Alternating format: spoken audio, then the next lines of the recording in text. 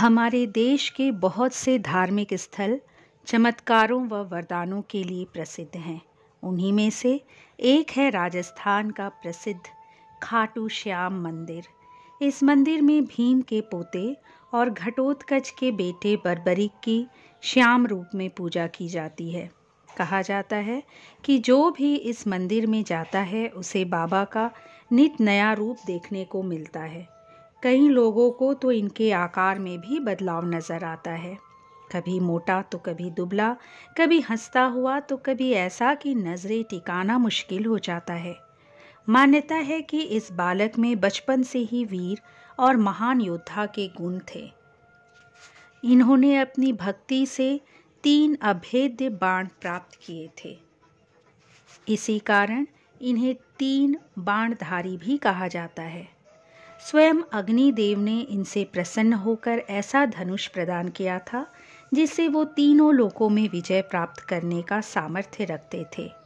महाभारत के युद्ध के प्रारंभ में बर्बरिक ने अपनी माता के समक्ष इस युद्ध में जाने की इच्छा प्रकट की। उन्होंने माता से पूछा, मैं इस युद्ध में किसका साथ दूं?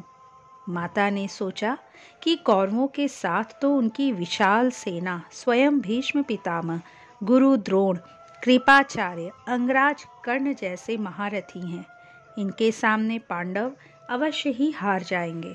ऐसा सोच वो बर्बरिक से बोली, जो हार रहा हो तुम उसी का सहारा बनो। बर्बरिक ने माता को वचन दिया कि वो ऐसा ही करेंगे और वो अपने नीले घोड़े पर सवार होकर युद्ध भूमि की ओर निकल पड़े। अंतर्यामी सर्वव्यापी भगवान श्री कृष्ण तो युद्ध का अंत जानते थे, इसलिए उन्होंने सोचा कि अगर कौरवों को हारता देखकर बर्बरिक कौरवों का साथ देने लगा तो पांडवों की हार तय है। तब श्री कृष्ण ने ब्राह्मण का वेश धारण कर चालाकी से बर्बरिक के सामने प्रकट हो उनका शीश दान में मांग। बर्बरिक सोच में पड़ गया कि कोई ब्राह्मण मेरा शीश क्यों मांगेगा। ये सोच उन्होंने ब्राह्मण से उनके असली रूप के दर्शन की इच्छा व्यक्त की। भगवान श्री कृष्ण ने उन्हें अपने विराट रूप के दर्शन दिए। बर्बरिक ने भगवान श्री कृष्ण से संपूर्ण युद्ध देखने की इच्छा प्रकट की। भगवान बोले, तथास्तु। ऐसा सुन बर्बरिक ने अपने आराध्य देवी देवताओं और माता को नमन किया और कमर से कटार खींचकर एक ही वार में अपने शीश को धड़ से अलग कर श्री कृष्ण को दान कर दिया। श्री कृष्ण ने तेजी से उनके शीश को अपने हाथ में उठाया एवं अमृत से सींचकर अमर करते हुए युद्ध भूमि के समीप ही सबसे ऊंची पहाड़ी पर सुशोभित कर दिया, जहां से बर्बरिक पूरा युद्ध देख सकते थे। बर्बरिक मौन होकर महाभारत का युद्ध देखते रहे।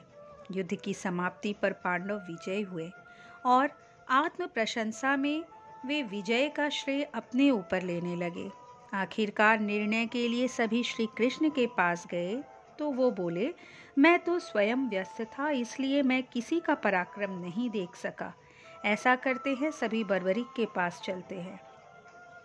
बर्बरिक के शीश दान की कहानी अब तक पांडवों को मालूम नहीं थी।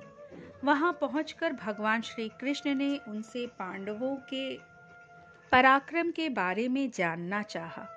बर्बरिक के शीश ने उत्तर दिया, भगवान, युद्ध में आपका सुदर्शन चक्र नाच रहा था और जगदम्बा लहू का पान कर रही थी। मुझे तो ये लोग कहीं भी नजर नहीं आए। बर्बरिक का उत्तर सुन सभी की नजरें नीचे झुक गई। तब श्री कृष्ण ने बर्बरिक का परिचय कराया और उनसे प्रसन्न होकर इनका नाम श्याम रख दिया। अपनी कलाएं एवं अपनी शक्तियां प्रदान करते हुए भगवान श्री कृष्ण बोले, बर्बरिक, धरती पर तुमसे बड़ा दानी ना तो कोई हुआ है और ना ही होगा। माँ को दिए वचन के अनुसार तुम हारने वाले का सहारा बनोगे। कल्याण की भावना से जो लोग तुम्हारे दरबार में तुमसे जो भी मांगे उन्हें मिलेगा। तुम्हारे दर पर सभी की इच्छाएं पूर्ण होंगी। इस तरह से खाटू श्याम मंदिर अस्तित्व में आया।